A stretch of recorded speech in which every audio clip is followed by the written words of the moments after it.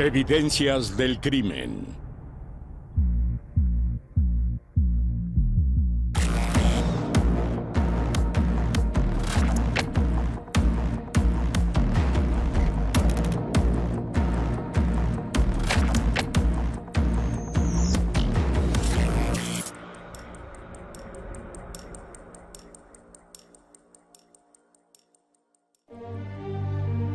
Trampa macabra en el camino. 22 de julio del 2001, a las 3 p.m. Un domingo de verano particularmente tranquilo en las cercanías de Beach Moselle. La joven Karine Schaaf, de 16 años, sale de su casa en bicicleta. Su hermano mayor, Fabrice, recuerda. Karine iba a ver a Melanie. Era su mejor amiga. Vivió un poco lejos de la ciudad de Beach.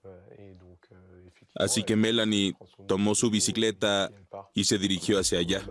Jean-Luc Will, periodista de las últimas noticias de Alsacia, siguió el caso desde el principio. Eran 4 kilómetros en bicicleta. La bicicleta que sus padres acababan de darle. Era el primer día que la usaba. El padre de Karine, el señor Schaaf, estaba preocupado porque era la primera vez que iba ahí sola.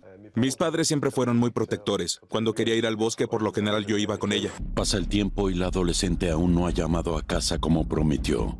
El padre y hermano de Karine están preocupados y deciden ir a casa de Melanie. En el camino hacia allá, en el último tramo de carretera, había una bicicleta al lado del camino. Mi padre me dijo, ¿esa parece la bicicleta de Karine? Y dije, no, por supuesto que no. Luego continuamos por la carretera, pero no vimos a Karine en el camino. Sin embargo, la adolescente nunca llegó a casa de Melanie. Su padre y su hermano deciden volver a donde estaba la bicicleta que vieron en el camino. Es la bicicleta de Karine. Uno de los vecinos había visto algo, por lo que se puso en contacto con la policía. Así que ya había oficiales ahí. Y descubrieron la bicicleta. Tenía la rueda trasera torcida. Obviamente había sucedido un choque, pero no había ninguna señal de Karine. Comenzamos a buscar en los alrededores. Comenzamos a buscar a la chica. ¿Estaba herida? Nadie lo sabía. ¿Se la habían llevado? Nadie lo sabía. No sé qué pensó mi papá, pero yo inmediatamente pensé lo peor. En el lugar, la unidad de investigación de Sarreguemines y la unidad de investigación de Metz comienza a hacer las primeras observaciones. La capitana de la policía, Perrine Roger-Touvier, no investigó este caso directamente, pero sus años de experiencia la califican para saber cómo proceder en esta situación. En este caso había una bicicleta al lado del camino. ¿Esta bicicleta estaba en una posición normal o no? ¿Estaba abandonada como si la persona la hubiera dejado? Todos los elementos acerca de la bicicleta se tomarían en cuenta y serían analizados como huellas y pistas de la escena del crimen. Los oficiales revisan la escena meticulosamente. Anotan todas las pistas que pueden ayudarles a comprender lo que ocurrió. Encontraron en el lugar la bicicleta dañada, el asiento desprendido de la estructura de la bicicleta. También hallaron una tapa de plástico de origen desconocido, restos de un faro de auto y huellas de caucho de neumático que sugerían que un automóvil había circulado y frenado en ese lugar. Mientras analizan las pistas, la situación es urgente. Karine ha desaparecido. La búsqueda debe comenzar inmediatamente. Por otro lado, no había rastros de sangre u otra evidencia que indicara que se había caído o que estaba herida. Todo esto sugiere un secuestro, pero los investigadores no quieren descartar ninguna opción. Para Edith Schaaf, la madre de Karine, la idea de que se haya escapado es ridícula. Les dije de inmediato, no se escapó. Nunca me van a convencer de que Karine escapó. Ella no tenía ninguna razón de hacerlo. Además, ¿cómo pudo haber huido sin su bicicleta? Seamos lógicos, no tenía ningún sentido. Para tratar de entender lo que pudo haberle pasado a Karine, los oficiales deben analizar la vida de la chica y entrevistar a todos sus familiares. Karine es una adolescente inteligente y feliz, en una familia muy unida y sin problemas. Los parientes confirman esto a los investigadores. Todos los que la rodeaban, sus maestros, todos decían que era una chica muy reservada. Nunca había salido a bailar, iba a cumplir 17 en unos días, y nunca había salido a bailar o a algún bar. Era una chica de su casa, muy trabajadora, no tenía novio, simplemente estaba feliz de visitar a su amiga ese domingo.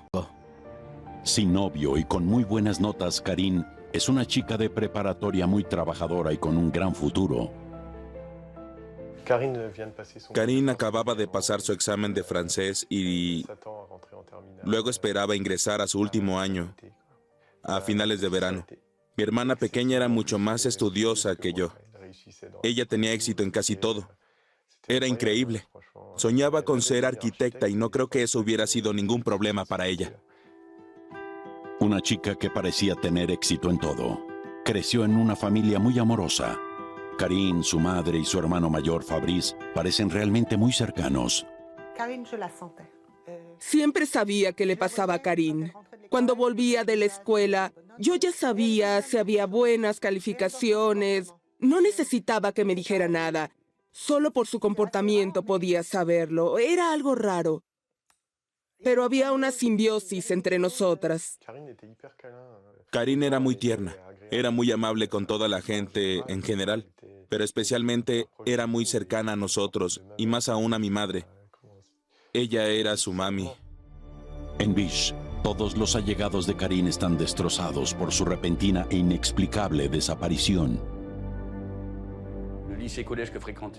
La escuela a la que asistía Karin Schaaf estaba dirigida por un sacerdote, por lo que era una especie de comunidad piadosa y creyente que generalmente pasaba desapercibida. Y ahora estaba en las noticias. Los medios de comunicación se movilizaron y la escuela se vio afectada por la trágica noticia, una noticia fuera de lo común. El asiento, separado de la bicicleta y abandonado a un lado del camino, es la primera evidencia analizada en el Instituto de Investigación Criminal de la Policía Nacional. Los oficiales notaron que debajo del asiento de la bicicleta había micropartículas de un elemento desconocido. ¿Qué podía ser? En cualquier caso, era inusual y no debía estar presente en el material del asiento.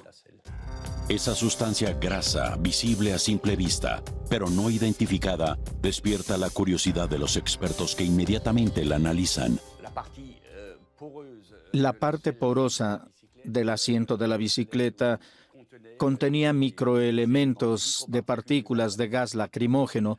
Por lo tanto, concluimos que se usó gas lacrimógeno en el mismo lugar donde Karin se cayó de la bicicleta.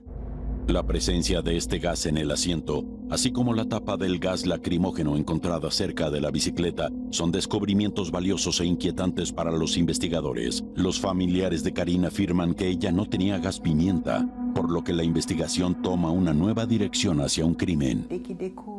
Tan pronto como descubrieron que había gas lacrimógeno en el asiento, por lo menos dejaron de creer que había escapado o algo así.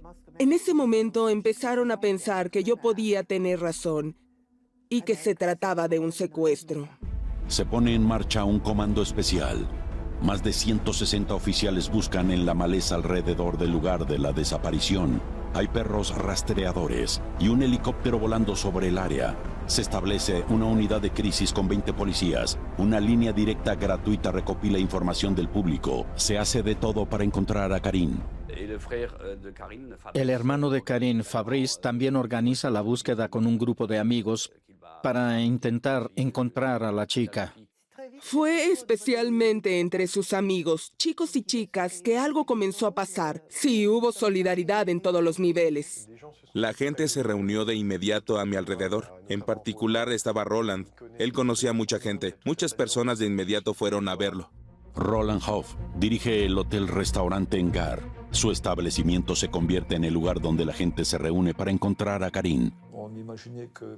Imaginábamos que tal vez solo la habían secuestrado, pero aún estaba viva, por lo que teníamos que ser rápidos, ¿no? Entonces movilizamos a todos sus amigos rápidamente. Toda la población de esta pequeña ciudad estaba todavía muy alterada. Ya habíamos empezado a buscar en los graneros antiguos, en los refugios, por todas partes donde pudiera estar mi hermana menor. En el campo, la investigación continúa. Los caminos forestales, las carreteras departamentales y nacionales, así como los estanques y las fuentes de agua, son inspeccionados cuidadosamente. En esta región las búsquedas son muy complicadas. Recuerdo que el fiscal en ese momento había hablado de un matorral de hayas de 2 metros de altura que era casi impenetrable. Recorrimos los bosques a los alrededores de Beach, en cuatrimotos, motocicletas, a pie, en auto. Se utilizan todos los medios posibles, incluso algunos anuncios se colocan en Internet. Algunos amigos y compañeros de clase de mi hermana crearon un sitio web. Muchas personas lo vieron. A los pocos días ya eran 5,000, que en ese entonces eran muchas. Desde ese momento todos conocen la cara de Karin. Se muestra por toda la región. Incluso les pedimos a algunas empresas que publicaran avisos de búsqueda en grandes formatos. En una fábrica de jugos frutales, acordaron poner todos los carteles en todas sus redes. Había carteles en todas las tiendas. Creo que los puse en casi todos los postes disponibles. Algunos amigos que tenían auto pusieron algunos en los pueblos de los alrededores. Trabajábamos las 24 horas del día, no podía dormir. Pero esta enorme movilización y los grupos de búsqueda especiales no dan resultados y la espera continúa. Para la gente cercana es insoportable. La búsqueda continuó por 11 días seguidos, durante los cuales estábamos realmente perdidos, no sabíamos nada. Es peor por las noches, cuando empieza a oscurecer porque te preguntas, ¿estará abrigada? ¿Tendrá frío? ¿Estará afuera? ¿Estará en el interior? ¿Tendrá algo de comer? ¿Por qué a ella se la llevaron? ¿Dónde está? Hay preguntas que te atormentan todo el día. Pero por la noche, cuando el sol se esconde y otro día pasa, es una pesadilla. Unidad de investigación. En la sala de operaciones de la policía, llegan más y más llamadas telefónicas. 2 días después de la desaparición de Karin, una llamada interesará especialmente a los investigadores. Las autoridades militares informaron a la policía que 2 voluntarios que habían tenido libre el fin de semana no habían regresado al cuartel el lunes. El cuartel donde estaban esos 2 soldados está muy cerca de donde se encontró la bicicleta de Karin. Campo militar. Karin había desaparecido y había 2 hombres que habían desaparecido al mismo tiempo. Algo interesante.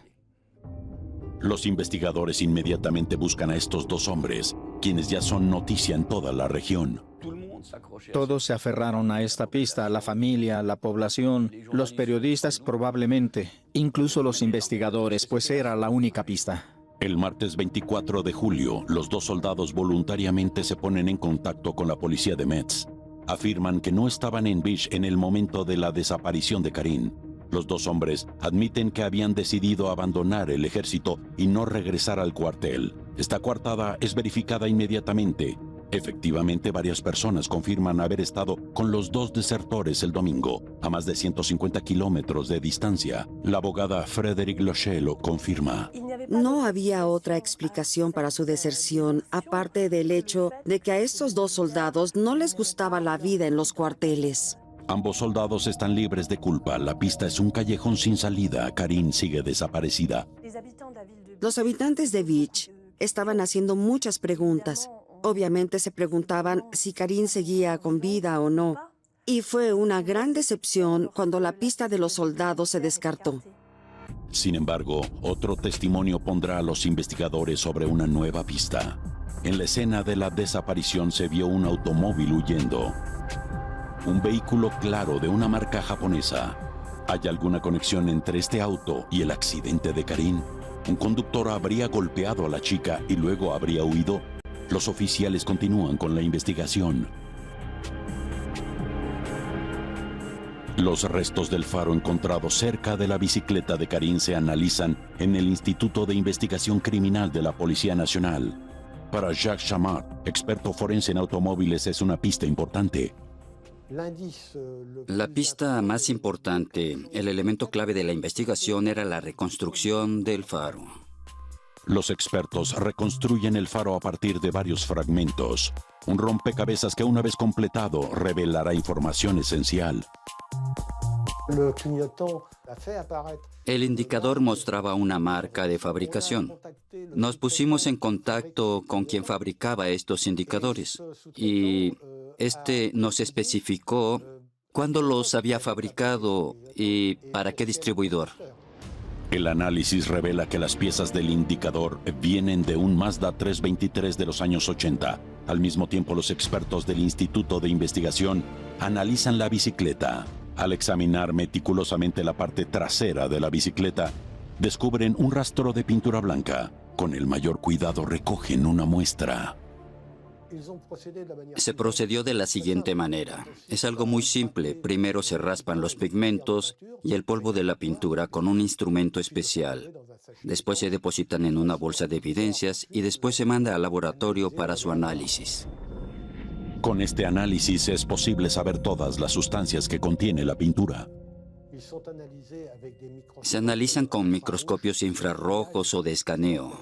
Esto les permite examinar y comprender cómo se fabricaron y con qué material, con qué pigmento.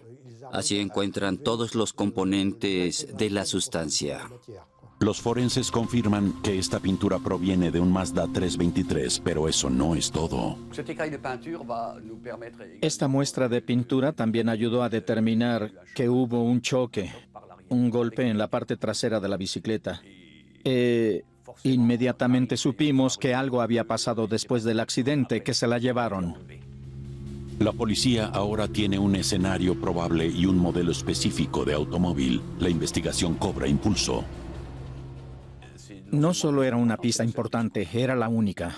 Era importante porque era confiable. El Mazda se convirtió en el foco de investigación. Para los investigadores comienza un trabajo realmente meticuloso. Comprobar las coartadas de todos los propietarios de Mazda 323 blancos de la zona. Los investigadores revisan todos los Mazda 323 blancos en el área.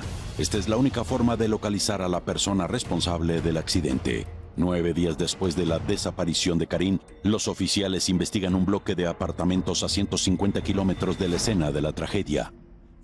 Primero vieron el auto estacionado a 2 cuadras de distancia, notan que está dañado de la parte delantera, tiene marcas de un choque y notan que los neumáticos se cambiaron muy recientemente.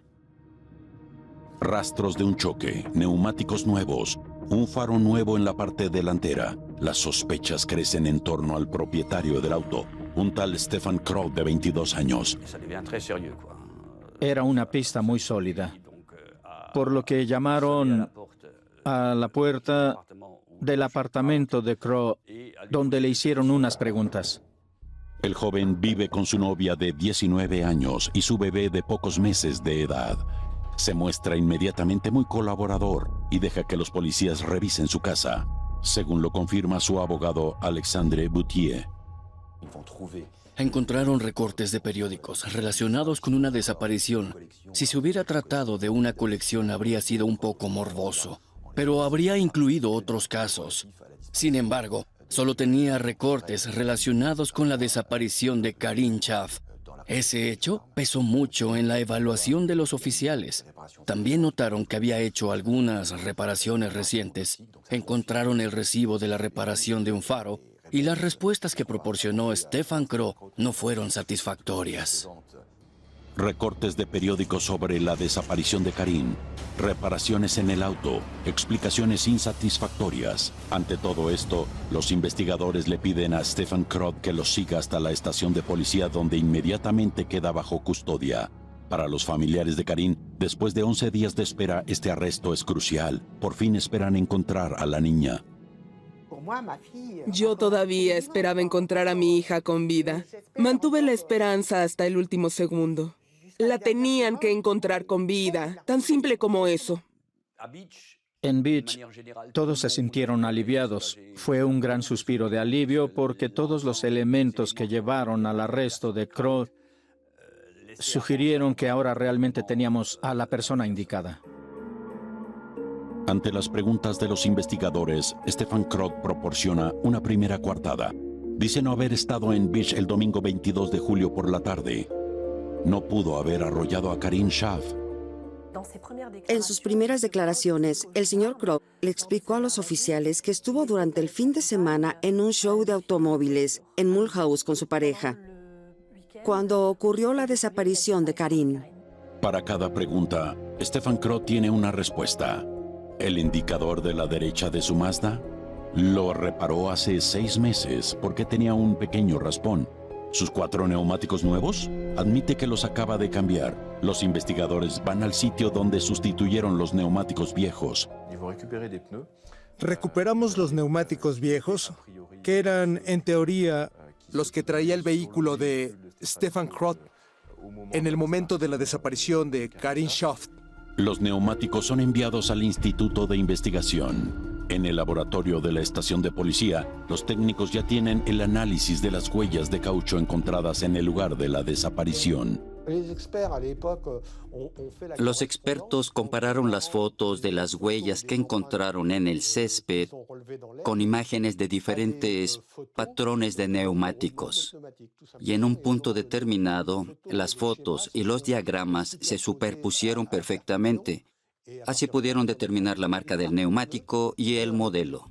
Así es como los expertos determinaron exactamente qué modelo de neumáticos había causado las marcas encontradas en el lugar del accidente. Estos resultados se comparan con los neumáticos viejos del sospechoso. Los neumáticos que encontramos corresponden en todos los aspectos con análisis con los resultados de expertos. Ante los resultados de estas evaluaciones, los investigadores tienen la prueba. El Mazda 323 blanco de Stefan Krog es el auto que chocó contra la bicicleta de Karin Schaaf. Confrontado con estos hechos, es decir, la prueba de la reparación del vehículo, en particular del faro, y el cambio de neumáticos, presentó una segunda declaración y admitió que había sido responsable del accidente de tráfico. Se encontraba con un amigo y explicó que había sido un accidente y que efectivamente había sido responsable del choque con la víctima. Esta nueva versión lo cambia todo. Por primera vez Stefan Krog admite haber golpeado la bicicleta de Karin, pero según él, fue solo un accidente de tráfico, debido a que conducía a alta velocidad.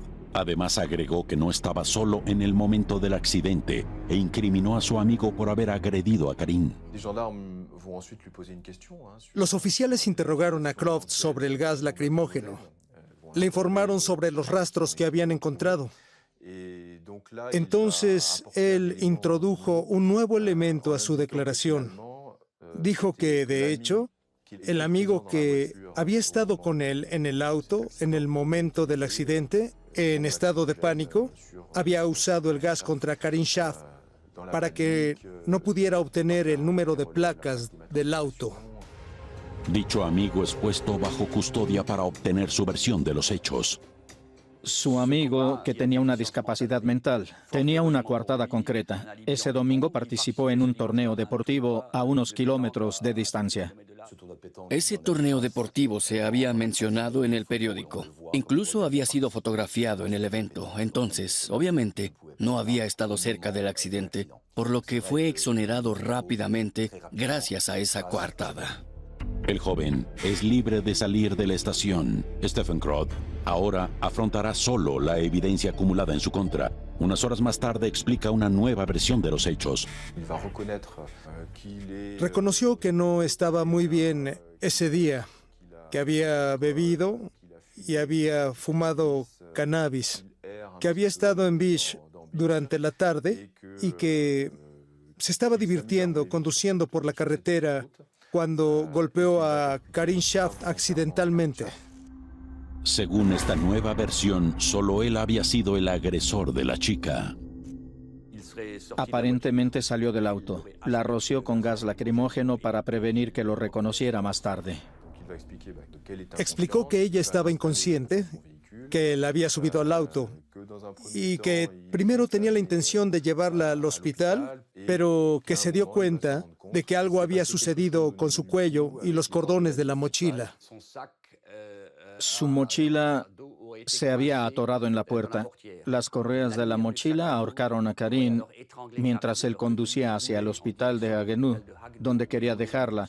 Se dio cuenta de que estaba muerta y la dejó en un bosque a pocos kilómetros de Montehouse. Stefan Krod acaba de confesar un acto criminal. Inmediatamente se presenta ante el juez de instrucción del Tribunal de Distrito de Sarreguemines. Procedí con la acusación. Él decidió no hablar, como es permitido por la ley. Fue encarcelado. El juez de libertad y detención emitió una orden de detención. El 2 de agosto de 2001, 11 días después de la desaparición de Karin, Krod es acusado de privación de la libertad seguida de muerte. El joven no aparece alterado e incluso actúa indiferente. Me daba la impresión de que era alguien muy frío. No expresaba ninguna emoción. Tomando en cuenta lo que le había pasado, y es verdad que algo que impactó mucho a los que hablaron con Stefan Krod durante el proceso judicial fue su extrema frialdad. Stefan Krod acepta revelar la ubicación exacta del cuerpo de Karin Schaaf. Aceptó acompañar a los investigadores, así que nos dirigimos al bosque de Vich. A más de 4 kilómetros de donde se encontró la bicicleta de Karin, los oficiales se adentran en el bosque estatal de Montehouse. Era en lo profundo del bosque, estaba muy lejos de cualquier camino forestal. No se podía encontrar por casualidad. Nosotros que habíamos llevado a cabo la búsqueda, no hubiéramos imaginado que estaba allá. Habíamos buscado cerca de ese lugar. El cuerpo de Karin yace al pie de un árbol, escondido bajo algunas ramas.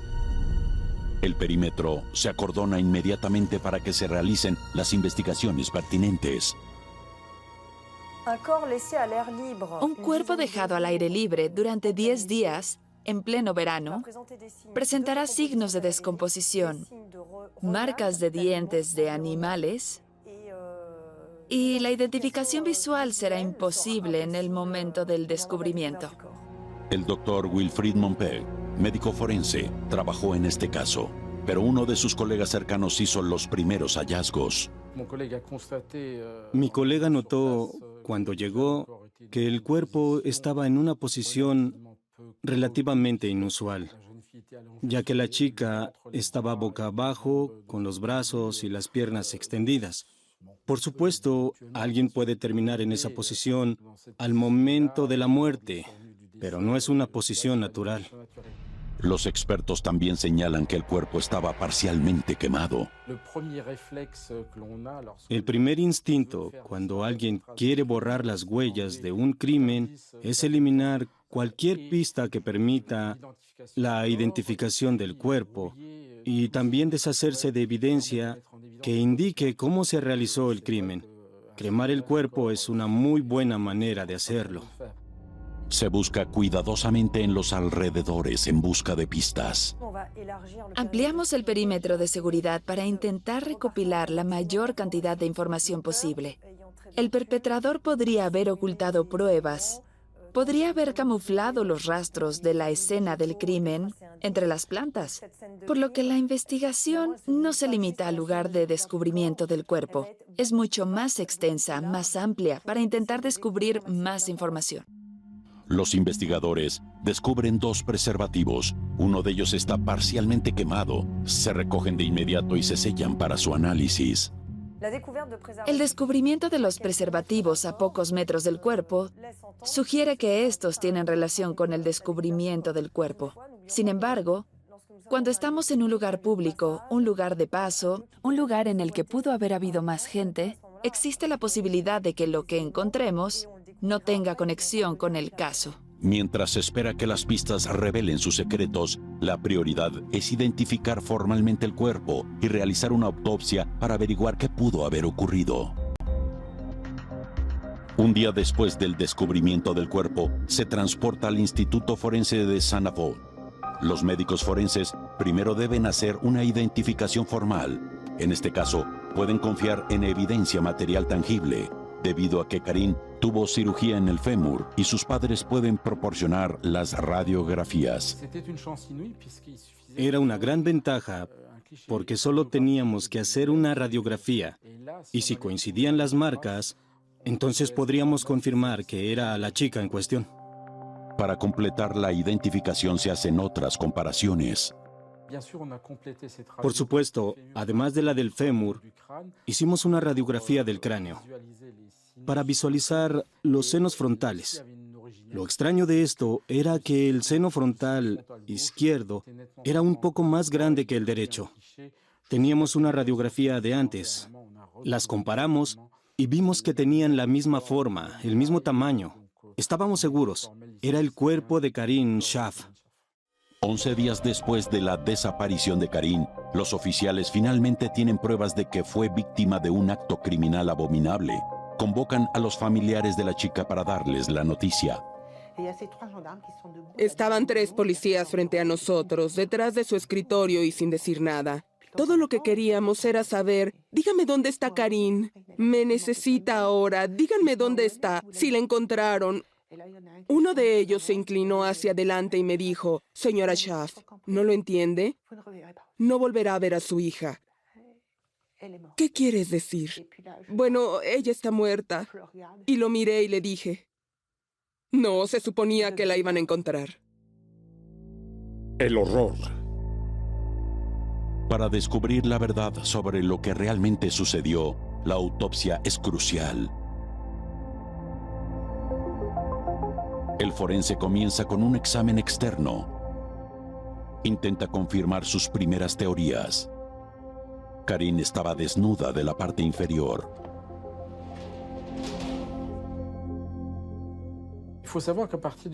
Cuando un cuerpo se quema, los materiales de la ropa, debido a la acción del fuego, se mezclan con los tejidos de la piel. Se tomaron muestras de piel y en ninguna de estas se encontró rastro de textiles. Cuando le preguntan a Stefan acerca de la falta de ropa, él da una explicación. Dio una explicación que mantuvo hasta el final. Dijo que mientras arrastraba el cuerpo por unos cuantos metros, aunque en realidad son alrededor de 200 metros para llegar a esta parte del bosque, los pantalones de la víctima se habían bajado hasta los tobillos. Las pruebas no pueden confirmar que hubo agresión sexual. El forense entonces trata de encontrar la causa de muerte. Una cosa es segura, no fue el incendio lo que provocó la muerte de Karin.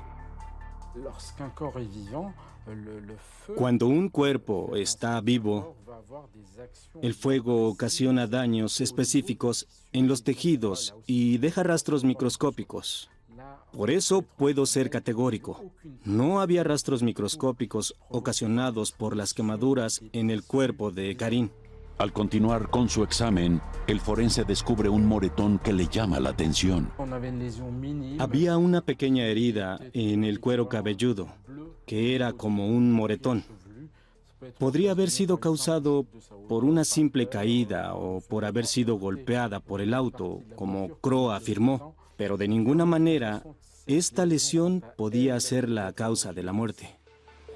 El forense también busca verificar la versión de Stefan, según la cual Karin fue estrangulada por una correa de la mochila, pero los análisis de la región cervical no revelan ningún rastro de trauma. El hecho de que la laringe estuviera intacta no confirma que fue estrangulada ni tampoco permite excluir esa opción. Dada la elasticidad de la laringe de esta joven, podría haber sido estrangulada sin daño en los huesos. El médico tampoco puede encontrar las lesiones que suelen ocurrir después de un accidente automovilístico. Estaba claro que no había una lesión ósea macroscópicamente visible, especialmente en las extremidades inferiores. Sobre una bicicleta, el punto de impacto suele ser en la parte inferior del cuerpo, pero no había nada en las extremidades inferiores, nada. Al final de la autopsia, el forense está seguro de que la teoría por Stefan no es posible. La declaración que dio Crow no encajaba con los hallazgos en absoluto. Nada encajaba en este caso. Nada, nada. La investigación continúa para intentar determinar las circunstancias exactas de la muerte de Karin. Desde la acusación de Stefan, Su pareja Perolín Garino ha atraído la atención de los medios. Perolín dio varias versiones de lo que había sucedido. Dependía de cómo se sentía en el momento. Es decir, algunas veces quería defender y proteger a su pareja y en otras estaba enojada con él. La joven revela que su pareja ha sido violento con ella varias veces. Mientras Crow hacía sucesivas declaraciones a los investigadores y a los oficiales, Perolín fue entrevistada por los medios de comunicación. Rápidamente reveló que cuando él estaba ebrio, le había dicho que había violado y matado a Karin, y luego hizo declaraciones contradictorias. Crow también la había golpeado. Crow la había amenazado. Crow le había puesto las manos en el cuello y le había dicho, si sigues, terminarás como ella. Te estrangularé. Se lo dijo en varias ocasiones. Una semana después de las acusaciones de Perolín, ella comparece ante el juez de instrucción. Durante su audición, Vincent Raffray escucha atentamente las declaraciones de la joven, pero mantiene sus reservas. El 9 de agosto, Perolín señaló claramente que Stefan Crow le había dicho que él había matado a Karin Choff y que también la había violado, así que esto terminaría en la prensa y en el proceso legal. Las declaraciones fluctuantes y sucesivas de Perolín Garino solo tuvieron importancia por poco tiempo en el contexto de la investigación, porque era necesario verificarlas. Obviamente, cuando las declaraciones se modifican varias veces, no es posible darles mucho crédito. El juez de instrucción está interesado en el perfil psiquiátrico de Stefan. El doctor Daniel Saguri ha evaluado la personalidad de este hombre, quien fue adoptado a muy temprana edad por amigos de sus padres. Tuve la impresión de que estaba leyendo una novela sobre un niño sin familia en el siglo XIX. Una madre adoptiva que confía un secreto en su lecho de muerte a esta familia. Una familia católica, valiente, amorosa y estable. Les implora que cuiden de este niño. Hay algo, una atmósfera muy romántica. Pero la peculiaridad de esta evaluación psiquiátrica es un material excepcional disponible para el médico. El padre de Stefan Crow mantuvo un diario. No diré todos los detalles del comportamiento de su hijo, sino las cosas que fueron un poco excepcionales, un poco diferentes, los problemas que tenía con su hijo. En este diario contenido en un disquete se registran los numerosos estallidos de rabia de Crow durante un periodo de 15 años. Los datos en este disquete nos dieron la impresión de que el padre adoptivo había previsto una catástrofe inminente o un desastre, como si hubiera tenido la intuición de que algo grave iba a suceder y que por eso había escrutado cada etapa y cada incidente de manera bastante escrupulosa y meticulosa. El experto psiquiátrico también intenta comprender la personalidad de la pareja de Stefan. Cuando examiné a Perolín Garino, ella oscilaba entre una especie de miedo o incluso terror por el comportamiento violento de Stefan Crow. Sus ojos brillaban y decía que estaba loca de amor por él. Los investigadores tienen dudas sobre esta mujer. Cuestionada extensamente, Perolín proporciona nueva información. Admite haber regresado al bosque con Stefan e incluso ayudó a ocultar las pistas. Ella me dijo que había visto el cuerpo en el bosque y que había estado presente durante la cremación del cuerpo. Le explicó al juez de instrucción que se había deshecho de las joyas que llevaba Karin porque temía que pudieran contener huellas dactilares o revelar rastros del ADN de su pareja. Información entregada a la fuerza. Testimonios contradictorios del sospechoso y de su pareja. Para los investigadores, la verdad aún no está clara. Se basan en gran medida en nuevas evidencias para ayudarles a entender el escenario del crimen.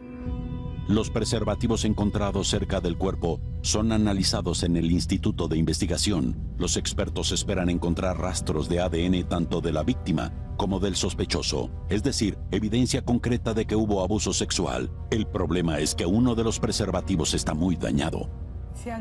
En un objeto completamente carbonizado no se encontrará nada. El ADN será destruido. Por otro lado, si el preservativo u objeto que se está analizando solo está quemado parcialmente, podemos encontrar partes en las que el material biológico no haya sido destruido y entonces podemos intentar hacer un análisis.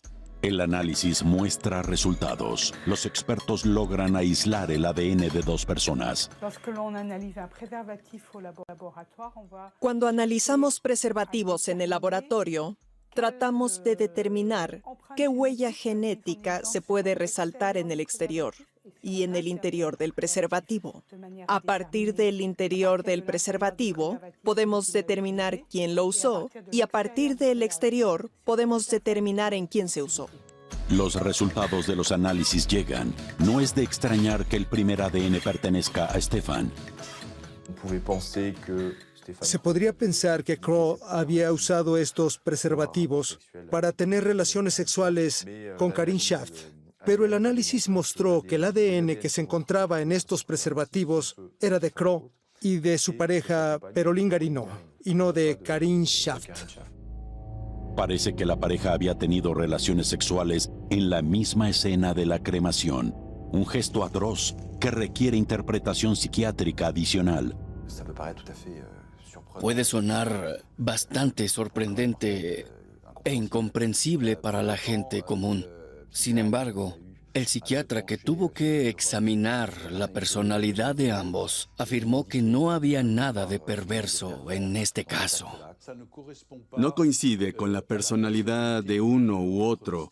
Stefan Crow no es un pervertido organizado, estructurado en su perversión. Está mucho más en la categoría de la identidad errática y de la psicopatía.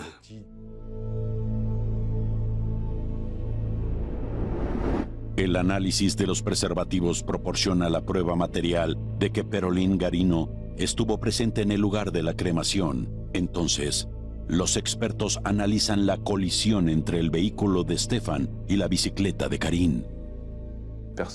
Nadie pudo ver la colisión entre el vehículo y la bicicleta. Entonces, en lo que respecta a esta colisión, tendríamos que confiar en la investigación técnica y científica y en los expertos también. Los análisis de accidentes de tráfico se llevan a cabo en el Instituto de Investigación. Los expertos tardan varios meses en analizar todas las pistas que tienen.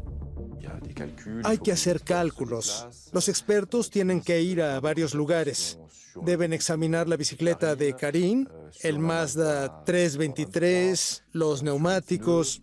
Incluso antes de realizar cálculos sofisticados, los oficiales observan inconsistencias en el escenario de una colisión a alta velocidad, como lo afirma Stefan. Siempre dijo que iba conduciendo rápido y que de repente había visto un cuerpo en su capó. Es cierto que había frenado bastante fuerte, ya que dejó 10 metros de marcas en el asfalto. Sin embargo, el estado de la bicicleta de Karin no corresponde a las declaraciones de Stefan. La velocidad a la que dijo el sospechoso que conducía, 120 kilómetros por hora, era totalmente inconsistente con los rastros y el daño a la bicicleta. Visualmente no encajaba en absoluto. Teníamos marcas de deslizamiento de más de 8 metros y teníamos una rueda de bicicleta ligeramente torcida. Así que no correspondía en absoluto con un impacto a 100 kilómetros por hora. A 100 kilómetros por hora, la bicicleta habría quedado mucho más dañada. Por lo tanto, los expertos intentan determinar la velocidad exacta del auto en el momento del choque. Se concentran en las huellas dejadas en el suelo. Con respecto a las marcas de deslizamiento, tenemos fórmulas matemáticas que nos permiten, tomando en cuenta los factores de adherencia al suelo del automóvil y de los neumáticos, determinar la velocidad fácilmente. La velocidad estimada obtenida se compara con un segundo dato, la posición de la bicicleta como se encontraba en la carretera. También hay que tener en cuenta el hecho de que se necesita una cantidad de energía para proyectar la bicicleta y el ciclista a cierta distancia. Esta cantidad de energía se puede traducir a una velocidad. Al cotejar estos dos métodos obtienen los mismos resultados y llegan a la misma conclusión. La velocidad del vehículo motorizado en el momento de la colisión no podría haber sido mayor a 40 kilómetros por hora. Esto es muy importante porque Stefan Hood había dicho que estaba conduciendo muy rápido, que había perdido el control del vehículo. Y así había ocurrido la colisión involuntaria. Por supuesto, a una velocidad de 30 a 40 kilómetros por hora, todos saben que es posible evitar golpear una bicicleta que se desplaza normalmente por el lado derecho de la carretera, y por lo tanto, la colisión muy probablemente había sido intencional. Al final de la investigación, Stefan mantiene su versión de los hechos, pero para el juez Vincent Raffray, los resultados de los análisis revelan otro escenario. Lo que creemos que pudo haber ocurrido, en vista de la velocidad de la colisión y las declaraciones de los testigos, es que Stefan Ho golpeó deliberadamente la bicicleta de Karine Schaft a una velocidad lenta, y esto provocó que ella cayera al suelo. Para Raffray, el conjunto de pistas y evidencia se puede utilizar para acreditar la teoría de la agresión sexual. Lo que también podemos pensar es que Stefan Kroh violó a Karine Schaft. Me refiero a la evidencia que muestra que la parte inferior de su cuerpo estaba desnuda. ¿Para qué desvestir a una niña de esa edad si no es para forzar una relación sexual? ¿Y por qué ocasionar una colisión? ¿Por qué rociarla con gas si no hay una motivación sexual detrás de todo ello? Esta teoría está respaldada por varios testimonios recogidos a lo largo de la investigación. Kroh había planeado su proyecto siniestro durante mucho tiempo. Había sido visto anteriormente en otros lugares siguiendo a grupos de chicas jóvenes, cosas así. No es descabellado imaginar que ya habían pensado hacerle daño a Karine Schaft. Sobre la causa de muerte no existe confesión ni certeza, pero sí una serie de hechos que la corroboran. Lo que podemos pensar es que Stefan Kroh estranguló a Karine Schaft. ¿Podemos demostrarlo con certeza al 100%? No lo sé, pero en cualquier caso, es lo que creo, es lo que yo pienso por la evidencia recopilada sobre el caso. En Bish, a la fecha, nadie ha olvidado a Karine Schaft. Todo lo que puedo decir es que no solo afectó mi propia vida, sino la de muchos de los habitantes de Beach. Como periodista me afectó. Me afectó como hombre. Pero especialmente me reveló el lado inhumano de las personas. Había seguido otras historias, algunos crímenes, pero rara vez presenciado un crimen con esta intensidad. Y rara vez los perpetradores de un crimen habían demostrado tal bestialidad. Lo que me impactó fue la personalidad de la víctima, Karine Schaft. Realmente era una chica que no tenía problemas. Hasta entonces, cuando ella salía, siempre la acompañaba su hermano o sus padres. Sus padres eran muy protectores con ella. Esta coincidencia entre su primera salida sola y lo que le sucedió es algo simplemente terrible. Siempre me ha afectado y nunca lo he podido olvidar. 16 años después de la desaparición de Karine, su habitación en la casa de Bish permanece totalmente intacta. La habitación de Karine no ha cambiado. Al principio, cuando pensaba que encontrarían a Karine viva, quería que ella tuviera una cama limpia y lista. Cambié las sábanas, preparé la cama. Y no ha cambiado. Su habitación está ahí, su ropa está ahí. Ella podría volver mañana y la encontraría exactamente como la dejó.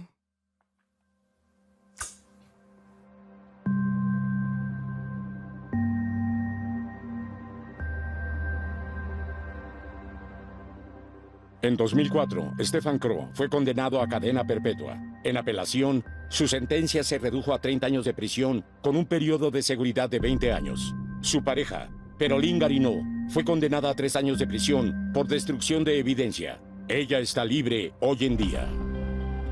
Doblado en Olympusat, México.